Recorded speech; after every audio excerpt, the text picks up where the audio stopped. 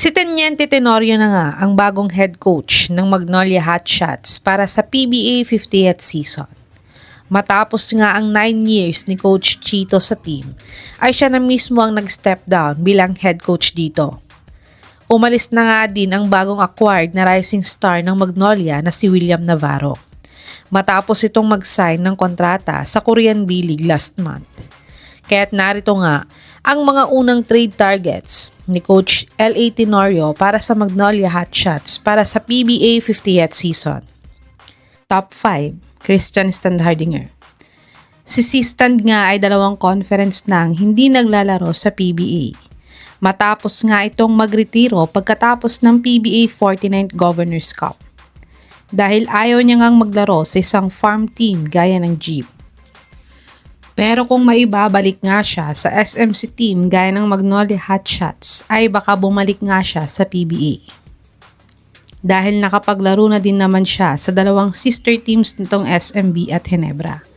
Uma-average si C-Stand ng 15.2 points, 8.4 rebounds, 3 assists, 52 field goal percentage at 50% free throw shooter sa last PBA 49th Governors Cup.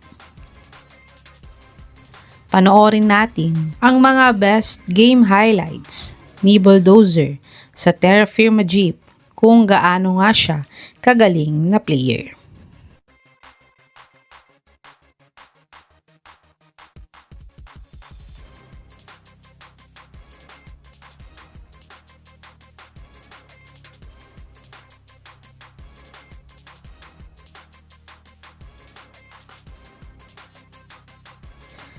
Top 4, Javi Gomez Deliano. Si Javi nga ay former rising star player ng Terra Firma Jeep. Pero siya nga ay nag-sign sa KBL last PBA 49th season. Ngunit ngayon nga ay nagbabalik na nga siya sa Pilipinas dahil na-suspended nga siya ng 1 year sa KBL. At naglaro na din siya para sa Strong Group Athletics para sa 44th William Jones Cup. At nag-champion naman sila dito. Pero ngayon nga ay gusto nga daw niyang makabalik sa PBA at hindi pa din naman siya sakop ng 3 years ban ng PBA. Dahil last season pa siya umalis at kaka-approve lamang ito ng PBA boards last week. Kaya't kung babalik nga siya sa PBA ay pwedeng-pwede nga siyang kunin ng Magnolia sa Jeep para gawing pamalit kay Navarro. Si Deliano ay nag-average ng 8.5 points, 2.9 rebounds, 0.7 assists, 0.7 steals, 41% 3-point shooter, 75% free throw shooter sa kanyang 2024-2025 Korean B-League season.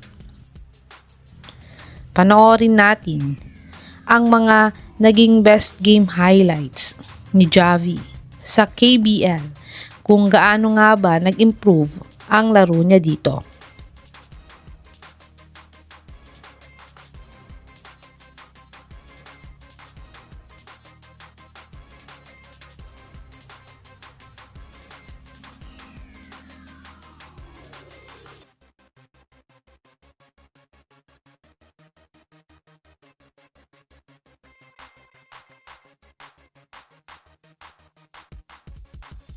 Top 3, Mark Nonoy.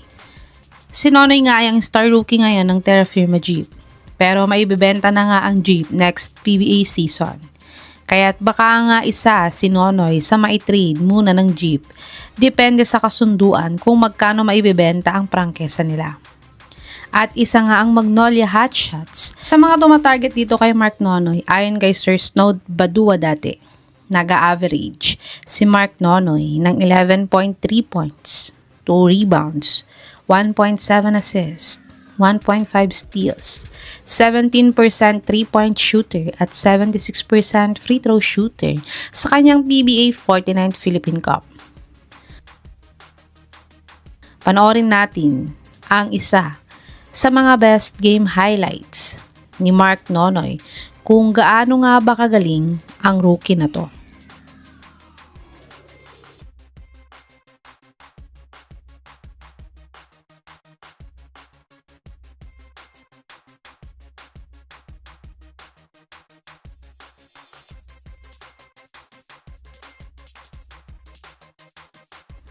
2, Louie Sanggalang.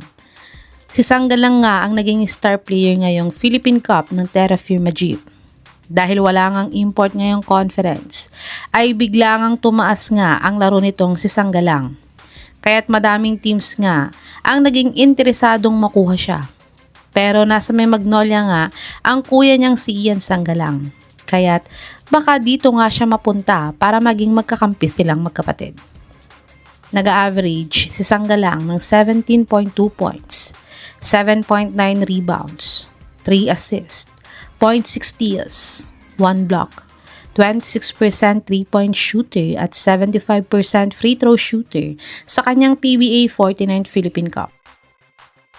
Panoorin natin ang pinaka-latest na basketball game highlights ni Louie Sanggalang sa Jeep kung gaano nga ba nag-improve ang laro niya.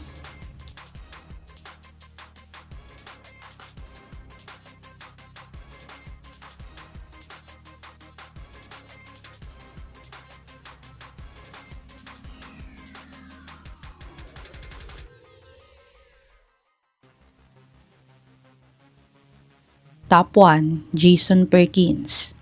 Si Perkins nga ay ang star player ng Phoenix Fuel Masters. Pero nagkakaedad na nga itong si Perkins. Kaya't nais naman din niyang magkaroon ng kampyonato bago ito magretiro sa PBA. Kaya't pwede ngang subukan ng Magnolia na kunin itong si Perkins dahil baka siya na nga ang missing link na veteran star na hinahanap nila para makapag-champion ulit.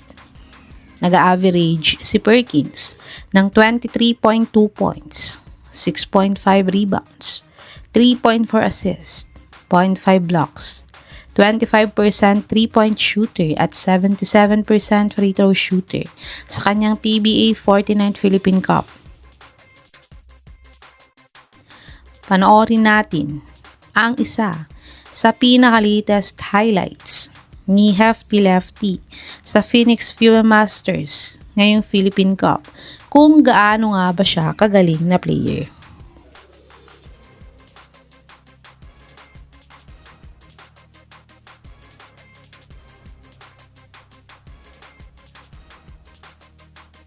Ito ang mga top trade targets ni Coach L.A. Tenorio para sa bagong Magnolia Hotshots para sa PBA 50th season. Sa tingin niyo mga kababos, sino sa mga players na to ang dapat makuha ng Magnolia para ipamalit sa umalis na si William Navarro? I-comment niyo na po yan sa baba.